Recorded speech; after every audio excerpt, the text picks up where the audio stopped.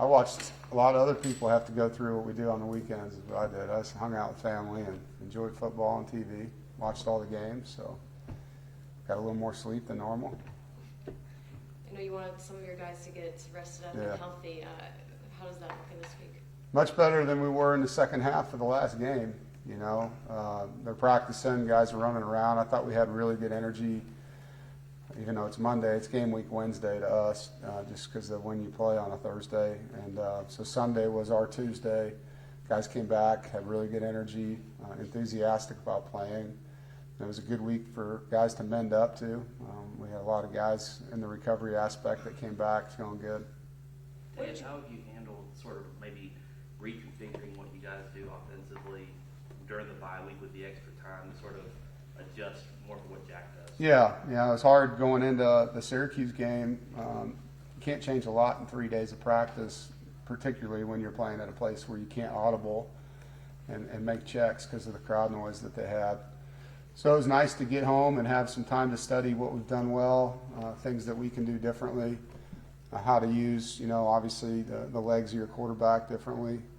You saw some of that in last week's game, but that was just kind of the beginnings of what we can do. We're not going to turn into, running triple option, but we do have a quarterback that can do some things and want to utilize that and still want to feed our receivers, running backs, and tight ends. So you'll see it grow probably as it goes, but we got to be careful about doing too much and then not doing things right and executing and playing fast. In that sense, it was the bye good, well timed in Yeah. the sense that you had some things that had to get adjusted that are not game week easy to do. Yeah, it was hard. So it was a great time. I mean, that's the longest I've gone since I've been here without a bye, like to go that many weeks straight.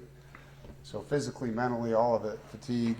It was good to have, even if Devin was playing, it would have been a good time for us to have a bye, These weeks, because you start, at the end of July, basically with your players, and there's not a lot of time for them just to reset and go spend time with their families and get out of town. So I think it came at a great time, and then for Coach Beck and the offense to be able to tweak things and have a little bit more time to evaluate it and study other people's film. The guys rallying around Jack really well. Oh yeah, him and MJ. I think there's I think Jack has a lot of poise. He's calm. He's competed in a lot of settings in his career. Nothing's too big for him that way. Doesn't get rattled, and I think that's good for the guys to see. They definitely cheer for him, for both those guys at practice, and they all know they got to do their jobs. And I think that's the biggest thing when you get in these close games, and we've been in a lot of them. When you just do your job well and play fast, you usually come out on top. And when you start trying to do someone else's job and yours, inevitably you get exposed. And that's happened a couple times this year in some one-possession games. And at the same time, we've come back and had a comeback victory doing it the right way. So a lot to learn from and kind of reflect on over the week. What's kind of been the mental approach as far as, what the goal was at the beginning season, and to not maybe lose sight, to still give hope as far as the season is not over? No, yeah, I think you have to kind of reassess each week of the season. What do you have left? How can you achieve the greatest things that you can? For us, we're 5-2 with 5 games left. 3 of those are home games. A lot to play for, and so we're just taking it one game, 1 week, 1 day at a time, and kind of focusing on that. If you spend your time on what we could have done, you're not going to get anything out of what's left. And I think there's obviously a lot of banter out there on the past and things like that for all teams involved. But for the team that's actually playing and sweating and fighting, you can't worry about that. You have to worry about, how can I get better? How can I do better than I did the last time out? How can I make one more play, one less mistake? How can I be a better teammate? How can I handle my academic work? And just one day at a time, try to be the best that you can be. That team usually looks really good when the scoreboard is completely filled out at the end of the game, and that's what we're trying to do, is just move forward in a positive fashion. What are your thoughts on Tech, what you're facing this week? Yeah, physical team, really good third down defense. They're number 1 in the league in third down. They're in the first year, with their coach, and you can see that their schemes have advanced as the weeks have gone on. I think the quarterback has a really good arm. He's mobile. And so it's a super experienced football team. When you look on paper, you see a lot of 6th, 5th, and 4th year players playing for them. So we know they'll come down here, excited to play us, and it's it's going to be a physical game, and playing Thursday night, you got a lot of people watching you.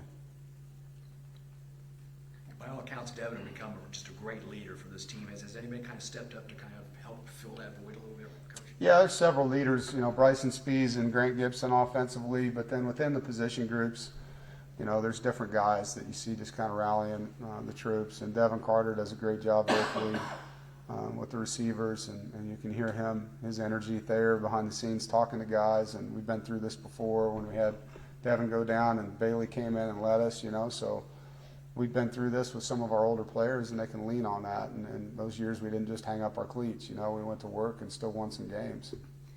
We saw Devin's mom tweeted out just an update last week. Have you obviously spoken to him, but Oh, how yeah. he's doing? And Yeah, I just walked off the field with him. He's out there helping the guys. He's coaching. He's taking it all in. I think he's sick of people asking him how he's doing. He's one day at a time getting better, but he's in a good headspace. He's healing up. Surgery was successful, so yeah. Last, a little off topic, but I know you say you always like to at least catch some NFL games. I'm wondering how much you've caught of Icky this year and how much you've seen him improve. Now, I haven't been able to see a live televised game of him, but we get the NFL film every week. I have watched him. He's playing great. Just happy to hear that they got a win. But yeah, we're proud of him, very proud of him. And I see the things that come out just like you guys do on Twitter, that he's got all these PFF rankings higher than anyone else. So it's awesome. I'm glad he's doing well. I'm sure his family's enjoying the opportunity to be close and watch it. Dave, what were your thoughts on the quality of defenses y'all had to go through in the league in terms of you played Clemson, you played Syracuse, they went against each other. And What were your Florida thoughts State. about that? Yeah. Yeah, I think we had a tough stretch with those 3 in a row. We've played some good defenses this year, and that was a good football game. Watching those two guys play, those two teams fight, and you got to give Clemson a lot of credit for coming back. But as far as who's better, they're different. They're both really good. They do different things and different schemes. One's playing with 4 down, the other's playing with 3 down. So it's hard for me to give you that, but they're both really good defenses. With your guys' veteran defense, do you ask for more from them now because of the offensive situation that, they've been good all year, but that offense may need a little bit more help than you would have thought at the start of the year? I don't think that's something I have to ask for. I think they know. I think they're cheering those guys on, but they know they can't give up scores. I think that's the thing. You got to keep it a one-possession game, and offensively we got to grow and find ways to get in the end zone. And special teams, we've been able in some games to score. In the last 2 years, and so we got to play complementary football right now, like really good complementary football. And offensively, we're settling for field goals. And really both sides of the ball. If we can just improve our red zone performances on offense and defense, you'll have a better scoreboard in a couple games. When you were off, I guess there's time to self-scout a Oh, little yeah. bit. What did you when you take that pause and that breath to kind of look at what you guys have done, what do you like best about what your defense has done so far? And what do you look at and say, if we get a little bit more out of this part of the defense, we'll be in better shape? Yeah, so the defense on almost every category is excelling. I think where do we want to get better? With red zone defense. We're not giving up explosive plays for touchdowns, So it's drives that get down there, and then you're fatigued, and you've got to make a play.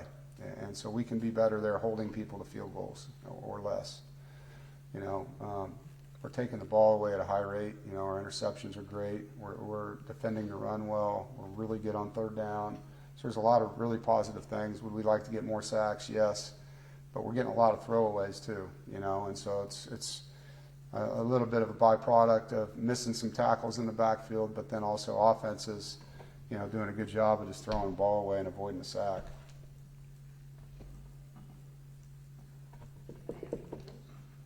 That's it. Beautiful day. You guys enjoy. All right. And no traffic out there. It's been terrible.